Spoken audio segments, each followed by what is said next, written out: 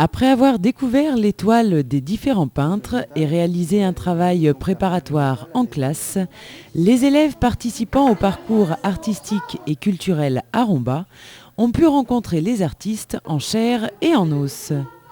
En effet, après 2 semaines d'exploration et d'analyse, les enfants ont pu avoir les réponses à toutes les questions qu'ils se sont posées concernant les différentes toiles. Dans l'école primaire du Rombois et plus particulièrement dans la classe d'Isabelle Lémon, les enfants ont eu l'honneur de faire la connaissance de Jacqueline Grasset, une artiste brute de décoffrage qui aime les arts, la simplicité, la gaieté et ses proches.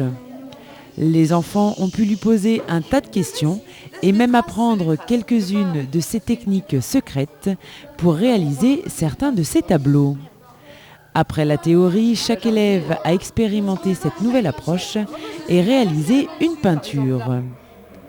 Du côté du Petit Moulin, les CM1 de Pascal Régère ont pu rencontrer Mathieu Beauchat, un coloriste qui a su développer ses propres personnages dans un univers très personnel et coloré.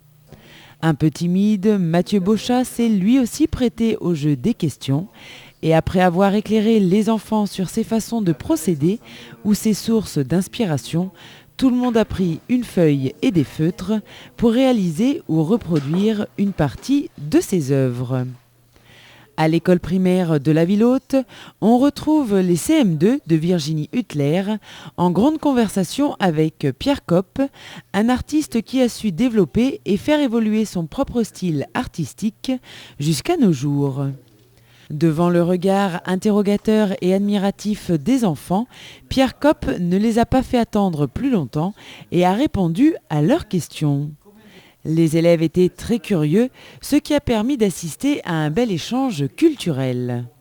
Et cet échange se poursuivra au-delà des classes, puisque le samedi 12 juin, l'iconographe Béatrice Fontanelle viendra à l'espace culturel dès 15 h pour présenter une sélection de ses ouvrages d'histoire de l'art pour les petits et les grands et répondra aux questions du public. À la suite de cette conférence, les visiteurs assisteront au vernissage de l'exposition des 3 artistes ayant participé au parcours artistique et culturel avec les enfants. Dans le même temps, les travaux réalisés en classe au cours de l'année sur le thème corps et mouvement seront exposés à l'Hôtel de Ville. Alors, ne ratez pas ce beau rendez-vous culturel, il vous réserve de belles surprises.